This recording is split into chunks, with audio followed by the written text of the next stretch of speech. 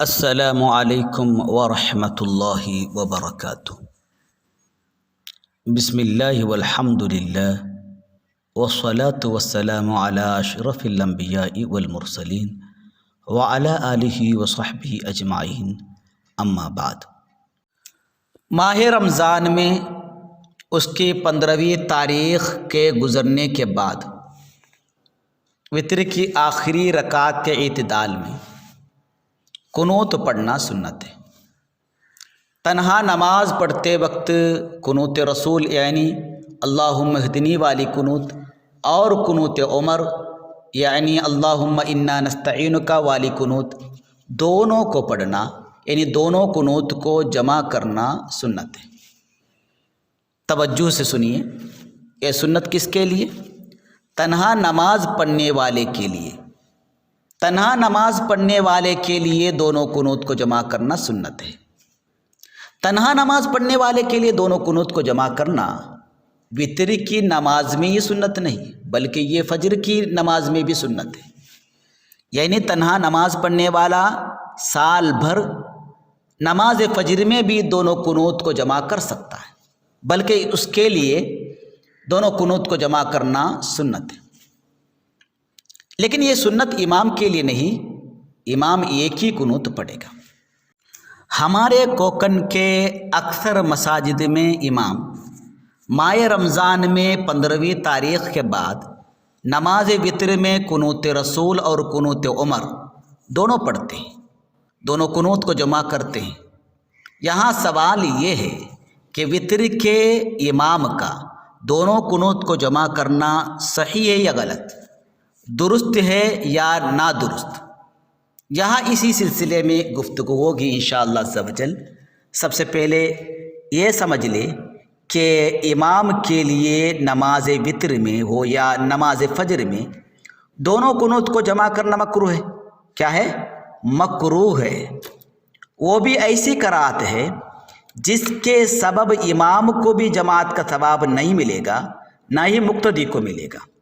جماعت کا ثواب کسی کو نہیں ملے گا، یعنی امام اور مقتدی دونوں جماعت کے ثواب سے محروم ہو جائیں گے۔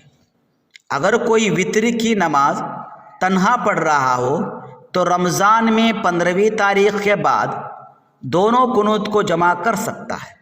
اس کے لیے یعنی تنہا نماز پڑھنے والے کے لیے دونوں قنوت کو جمع کرنا سنت ہے، امام کے لیے سنت نہیں، امام کے لیے مکروہ ہے، جس سے جماعت کے ثواب سے امام خود اور تمام مقتدیان محروم ہو جاتے ہیں۔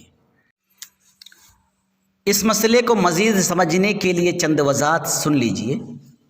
یہاں ہم کتابوں کی عبارت کو پیش نہیں کریں گے تاکہ عام مسلمان کو اس مسئلے کے سمجھنے میں کوئی پریشانی نہ ہو۔ آسان زبان میں سمجھانے کی کوشش کریں گے۔ ہمارے کوکن کے تمام مساجد کا شمار پبلک پلیس میں ہوتا ہے۔ ہماری مسجدوں کا شمار پبلک پلیس میں ہوتا ہے، یعنی نماز پڑھنے کا ارادہ رکھنے والا ہر کوئی جب چاہے وہاں جا کر نماز پڑھ سکتا ہے۔ اس طرح کے پبلک پلیس جہاں نماز پڑھی جاتی ہے اسے فقہائے کرام نے مسجد متروک کہی ہے۔ اس کی تعبیر مسجد مسروق سے کی ہے۔ ہر وہ جگہ جہاں نماز پڑھنے کا ارادہ رکھنے والا شخص جب چاہے جا کر نماز پڑھ سکتا ہے مسجد متروک ہے۔ اس کو یوں سمجھ لیجئے کہ نماز پڑھنے کا ساروجنک مقام، نماز پڑھنے کی ساروجنک جگہ، نماز پڑھنے کا ساروجنک ستھان، عوامی جگہ، نماز پڑھنے کے لیے تیار کیا گیا ساروجنک ٹھکانہ، اسے فقہی اصطلاح میں مسجد متروک کہتے ہیں۔ اس کے مفہوم کو فقہا نے مزید وضاحت کرتے ہوئے فرمایا کہ مسجد متروک کا مطلب ہر وہ جگہ ہے جہاں ایک ہی نماز بار بار پڑھی جاتی ہوں، مسجد متروک وہ جگہ ہے جہاں ایک ہی نماز بار بار پڑھی جاتی ہو، ولو فرادا، اگرچہ انفرادی طور پر پڑھی جاتی ہو، اگرچہ تنہا تنہا نماز پڑھی جاتی ہو، بار بار پڑھی جاتی ہو، جیسے ہمارے علاقوں کی مسجد، جس میں ایک جماعت ہونے کے بعد بھی لوگ آتے اور اپنی اپنی نماز تنہا پڑھ کر چلے جاتے، ایسی مسجد کو مسجد متروک کہتے ہیں۔ ایک جماعت ہونے کے بعد فوراً مسجد کو تالا لگایا نہیں جاتا ہو تو وہ مسجد متروک ہے۔ مسجد متروک میں امام وتر کی نماز میں ہو، فجر کی نماز میں ہو، دونوں قنوت کو جمع نہیں کر سکتا۔ اگر کوئی امام مسجد متروک میں دونوں قنوت کو جمع کرے گا تو اسے جماعت کا ثواب نہیں ملے گا، اور مقتدیان کو بھی جماعت کا ثواب نہیں ملے گا۔ فقہی کتابوں میں اور ایک مسجد کا بیان آیا ہے جس کو مسجد غیر متروک کہتے ہیں، جس کو ایک جماعت ہونے کے بعد تالا لگایا جاتا ہے۔ ایک جماعت قائم کرنے کے بعد دوسری جماعت قائم نہیں کی جا سکتی، نہ ہی کوئی تنہا اپنی نماز امام کی اجازت کے بغیر پڑھ سکتا ہے۔ ایسی مسجد کو مسجد غیر متروک کہتے ہیں۔ اب میں سوال ان لوگوں سے کرتا ہوں جو میری آواز سن رہے ہیں کہ کیا آپ نے اس طرح کی کوئی مسجد دیکھی ہے کہ ایک جماعت ہونے کے بعد تالا لگایا جاتا ہو، یا جماعت ہونے کے بعد بغیر امام کی اجازت سے کوئی اس میں نماز نہیں پڑھ سکتا ہو؟ ایسی کوئی مسجد دیکھی آپ نے؟ آپ کا جواب ہوگا نہیں۔ اس لیے ہمارے علاقوں کی مسجدیں ایسی نہیں جن کو ایک مرتبہ جماعت قائم کرنے کے بعد اگلی جماعت تک تالا لگایا جاتا ہو۔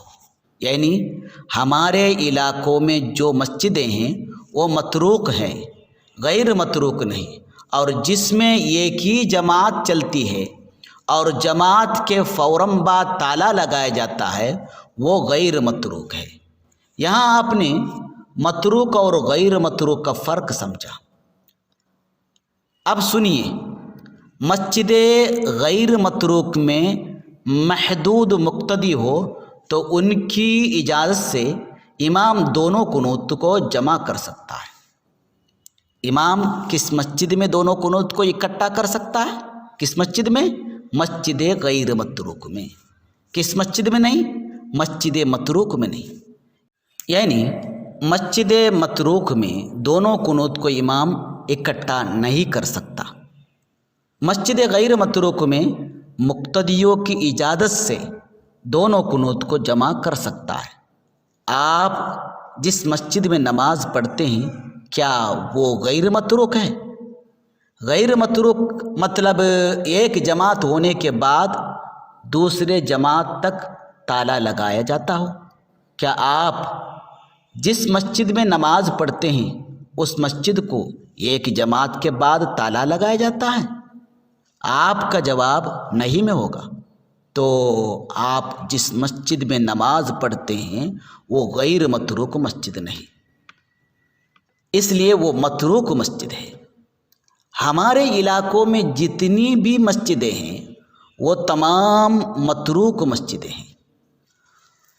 ان میں امام وتر اور فجر کی نمازوں میں ایک ساتھ دونوں قنوت کو نہیں پڑھ سکتا۔ مقتدیوں کی اجازت سے بھی مسجد متروک میں امام دونوں قنوت کو نہیں پڑھ سکتا۔ مقتدی کی اجازت ہے یا نہیں، یہ مسئلہ ہی آتا ہے مسجد غیر متروک میں، مسجد متروک میں نہیں۔ مسجد متروک میں تو تمام مقتدیوں نے اجازت دی، تب بھی امام اکٹھی دو قنوت نہیں پڑھ سکتا۔ دو قنوت کو جمع نہ کرنے پر اعتراض ہے، تب بھی دو قنوت کو جمع کرنا مکروہ ہے، جس سے جماعت کا ثواب فوت ہو جاتا ہے۔ یعنی مسجد متروک میں دو قنوت کو جمع نہ کرنے پر اعتراض کرنا بے معنی ہے، نادانی ہے، جہالت ہے اور وہ اعتراض ہی بے محل ہے، اور اعتراض نہ کرنا اجازت نہیں، اس لیے کہ اجازت کے لیے زبان سے اجازت کا جملہ ادا کرنا ضروری ہے۔ اگر یہ تسلیم بھی کیا جائے کہ اعتراض نہ کرنا اجازت ہے، تب بھی ہماری مسجدوں میں دو قنوت کو اکٹھا کرنا مکروہ ہی ہے، اس لیے کہ ہماری مسجدیں متروک ہیں۔ اجازت ہے یا نہیں، یہ غیر متروک میں دیکھا جائے گا۔ متروک میں اجازت ہے یا نہیں، یہ دیکھا ہی نہیں جائے گا۔ مسجد متروک میں اجازت ہے، پھر بھی دونوں قنوت کو جمع کرنا مکروہ ہے، یعنی مسجد متروک میں ہر حال میں دو قنوت کو جمع کرنا مکروہ ہے۔ مسجد غیر متروک میں مقتدیوں کی لفظی اجازت ہو تو جمع کر سکتا ہے۔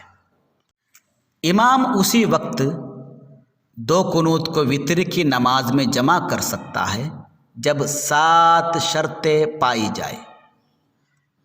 7 شرطوں میں سے کوئی ایک شرط بھی مفقود ہو تو امام دو قنوت کو جمع نہیں کر سکتا۔ ان میں اہم 3 شرطیں ہیں۔ ایک شرط ہے کہ وہ محدود لوگوں کا امام ہو، یعنی محصورین کا امام ہو، یعنی اس جماعت میں ایک بھی اجنبی شامل نہ ہو۔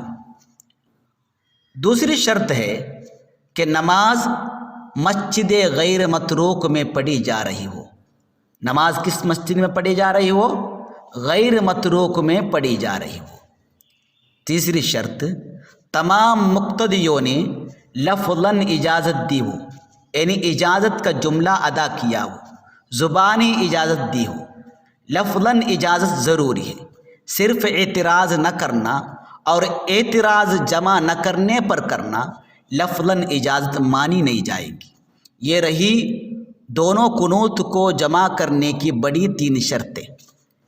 ان شرطوں میں اہم شرط مسجد کا مسجد غیر متروک ہونا ہے۔ کوکن کی مسجدوں میں یہ شرط پائی نہیں جاتی، اس لیے کوکن کی تمام مسجدوں کے امام کے لیے مکروہ ہے کہ وہ نماز میں دونوں قنوت کو جمع کرے، اس سے جماعت کا ثواب فوت ہو جاتا ہے۔ مختصر یہ ہے کہ خطے کوکن و بٹکل میں جہاں وتر کی نماز میں قنوت پڑھنا سنت ہے، وہاں امام کوئی بھی ایک قنوت پڑھے گا، دونوں قنوت کو جمع نہیں کرے گا، اور اگر جمع کیا تو جماعت کے ثواب سے محروم ہو جائے گا۔ نماز کو طول دے کر، ادنی الکمال سے زیادہ اذکار و دعائیں پڑھ کر مقتدیوں کی جماعت کے ثواب کو فوت کرنے والے امام کو ہی امام ابن حجر مکی شافعی علیہ رحمۃ اللہ الکافی نے کہا کہ وہ جاہل امام ہے۔ جہلت الائمہ، اس کا مطلب جاہل امام۔ اس لفظ کو جس سختی کے ساتھ امام ابن حجر مکی علیہ رحمۃ اللہ القوی نے استعمال کیا، اسی سختی کے ساتھ استعمال کیا جائے گا، کیونکہ یہ زجر کا مقام ہے، کوئی پیار کا مقام نہیں، ڈانٹنے کا مقام ہے۔ اور بار بار سمجھانے پر اگر کوئی امام سمجھتا ہی نہیں تو وہ اس کی ہٹ درمی ہے، وہ جاہل کہلانے کا سزاوار ہے۔ وہ ایک ایسا امام ہے جس کو یہ فکر نہیں کہ جماعت کا ثواب فوت ہو رہا ہے، یہ بھی فکر نہیں کہ مقتدیوں کو بھی جماعت کا ثواب نہیں مل رہا ہے، اپنی عزت کی پڑی ہے۔ اللہ تعالیٰ ایسے جاہل اماموں کے شر سے ہماری حفاظت فرمائے۔ اس لیے سمجھداری سے کام لیجئے، اپنے آپ کو جاہل امام مت ٹھہرائیے، آخرت کا فکر کیجئے۔ اللہ تعالی ہم سب کو حق سننے اور اسے سمجھنے اور اس پر عمل کرنے کی توفیق عطا فرمائے، آمین بجاہ النبی الکریم۔